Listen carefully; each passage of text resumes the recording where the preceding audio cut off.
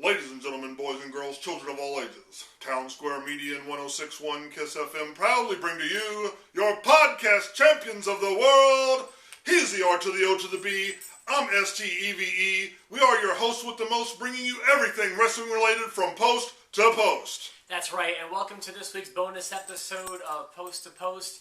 As we promised in the last episode, we will be talking about some of the worst WrestleManias that have come down the pipe. We're heading into WrestleMania 32 this year, and it's looking to be among the worst, at least as far as build-ups go. Yes. But that's not always what makes a WrestleMania good or bad. Match quality is probably what I look for most in what makes a WrestleMania solid. Yeah. Would you agree with that, or is there more to it? Do you need good storylines going into it? What do you look for, Steve? Being a fan this long, I look for the whole package. You've got to keep me entertained with the storyline. I've got to care about at least one of the combatants in the match. Yeah. I want a good match. I want the production value on WrestleMania to skyrocket. It needs to rival the Super Bowl. I agree.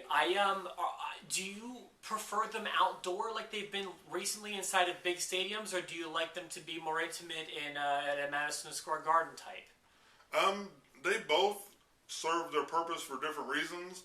If they put on the show, the environment just kind of adds to it. Yeah, I like the outdoor feel. I do like watching the sunset. I like some matches at night. I like the fireworks. I love the grandeur that comes along with an event like WrestleMania and what they do to make it special. That being said, some of them have been farts in church. Let's talk about some of those. My least favorite WrestleMania, I would have to say... Now, let me start by saying there is like a 7-year stretch that I feel like the WrestleManias all blend together for me, and that's really bad. I'm going to start it at like 23 and go until like maybe 28 or 29 of WrestleManias where you could lay out all the matches and tell me to put them with the right WrestleMania, and I'm not sure I could do it, even for some of the main events. The worst among those WrestleManias is WrestleMania 27 to me in 2011. The main event of that show was Miz and John Cena. And not that was a bad match, and that wasn't one of the lowlights of it. I can't even think of what a lot of the rest of the card was, because it was so unimportant and so unimpactful that it just it did not strike a chord with me. I can't remember so much of that show. And trust me, I've watched every WrestleMania live, since 14, essentially, and I've been watching since 11. But that to me was the worst of them all, in my opinion. One of the biggest that one's on my list too. It's not my least favorite, but one of the biggest eyesores in that event was the Cole versus King match.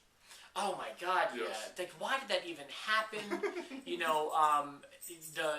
The main event, Miz retained the championship over John Cena, and I can't remember much else of the card that's worth talking about. So there's that one. What do you want to talk about? I want to talk about WrestleMania 15. 15, okay. Yeah, Philadelphia, the beginning of the Attitude Era. WrestleMania I look back on fondly, to be honest. Yeah. Main event was Austin versus Rock. Outside of that, it was a turd. Really? In my opinion, you had Undertaker's match was a Hell in a Cell against Boss Man. Boss Man ends up getting hung. Yeah, he got hung. Not a great thing. You had the Bart Gunn and Butterbean, the brawl for the All-Champion, getting knocked out. I guess I just look back on that time so fondly. Yes. That to me, that was a fun show.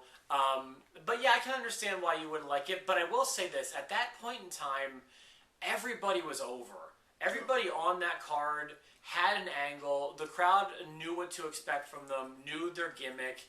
And just everyone was so popular at the time. Wrestling was so popular at the time. Yes.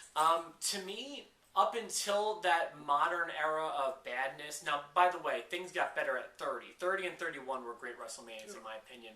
But before the 20s, I think the worst WrestleMania, and some of my friends disagree with me, and I'm curious as what you think, the worst WrestleMania of that time was 13. I didn't like 13 very much. It did have one fantastic match It had Bret Hart and Steve Austin in that submission match.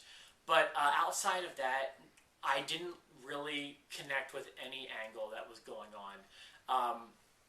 Shawn Michaels took the coward's way out, didn't defend the title. Undertaker and Sid is not a main event for WrestleMania. You had, so much is forgettable. That weird Chicago street fight with LOD and the Nation of Domination. You had Triple H. I want to say he was feuding with, was it Goldust? Or was it Owen Hart? I can't remember. I can't remember who he fought at that one. Why is that bothering me?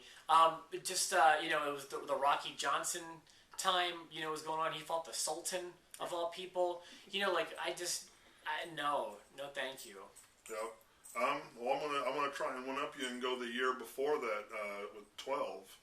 You had the Iron Man match, which in retrospect was a great match between Hitman and HBK, but that was basically all WrestleMania was that. And then it had the sudden death, which I don't believe an Iron Man match should have. Right, I agree with that. People would assume that that's probably one of my favorite matches of all time. Bret Hart, far and away my favorite wrestler. At the time, Shawn Michaels was number 2. Now he's number 3. 60 Minutes, that match just didn't tell a fantastic story to me.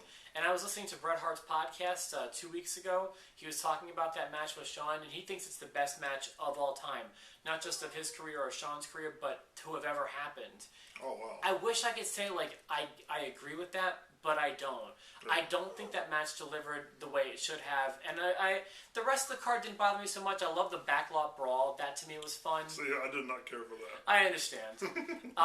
And if I had to pick one from the first 10 years, so between 20 and, 29 or whatever, the worst one was 27. Between 10 and 20, the worst one was 13. If I'm going between 1 and 10, I think the worst one was WrestleMania 2. Oh, really? In my opinion. Now, one thing I liked about it was it kind of was fast-moving, and there was a lot of kind of attractions, like Mr. T and Piper. It was in 3 different buildings. Although there wasn't a real strong main event in any of them. Yeah. The cage match with Hogan and Bundy was what it was. I don't think WrestleMania 7 was all that great either. But that'd be my worst of the first 10. Okay, 7 would be? Yeah. Okay. That was, Hogan and Slaughter didn't deliver a great match, and there really wasn't, with the exception of Savage and Warrior, there wasn't a great match on 7, really. So, what more do you want to mention? One, not really WrestleMania itself, but WrestleMania 2000, where they had the all-day package. You spend this much just to get the event, but if you spend $15 more, you get footage from 10 in the morning on, and that was the beginning of the downhill slide as far as content. That was such a fun time for me. Maybe it's because it was my height of being a fan. I feel like 16 and 17 were my height of being a fan. I love those shows. 17 is my favorite wrestling show of all time. 16 was not a great WrestleMania, but I loved the all day long thing. Okay.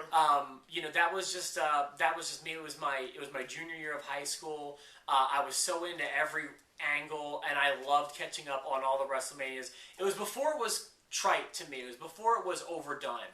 And maybe it's me looking back at it now. I mean, because I loved wrestling at that time. I mean, that's probably, the height of my fandom as well. The early 90s through, 2002, 2003. I mean, it was a wonderful time to be a wrestling fan. I think maybe looking back now, it's the beginning of the end because I see where it went from there. Well, so does that mean you don't like 17? Because 17, I think, was 17 is my favorite wrestling card ever. 17 was really good. I think what I meant is just they're overbearing with the content. Okay, how we're talking. Not actually the show, but just everything that comes with it, and just bombarding you and piling. Okay, so now it's you have to dedicate your entire day to wrestling because it's WrestleMania and we say so. I mean, now look, it's a whole week. Yeah, Hall of Fame, NXT. ESPN. I mean, it's a whole week now. We were talking in the last episode about how the pre-show is 2 hours, WrestleMania is 4 hours, and then there's a pre-show to the pre-show on USA. This is becoming ridiculous. And not only that, if you have 4 matches on the pre-show, that's just a 6-hour pay-per-view. Yes. Now I see your point. Yeah, that was a problem.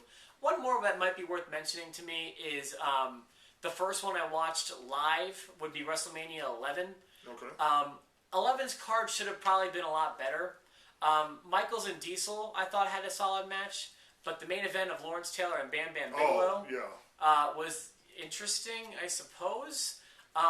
Bret Hart and Bob Backlund did okay, but not a lot of great wrestling on that show.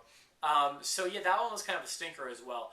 Did we miss yours? You know, also I do want to say that like I think that anything between like 24 and 28 is worse than WrestleMania 11. But like this, to me, they're a mess in my head of just matches and angles I can't keep straight. In my opinion, there was not much good on WrestleMania between those periods. But I'm glad. I really feel like 30 made WrestleMania important again and made it really, really focused on making the fans happy, giving us good matches and good angles. Hoping 32 delivers on Sunday. For myself, The Rob, my tag team partner, Steve. WrestleMania is still the granddaddy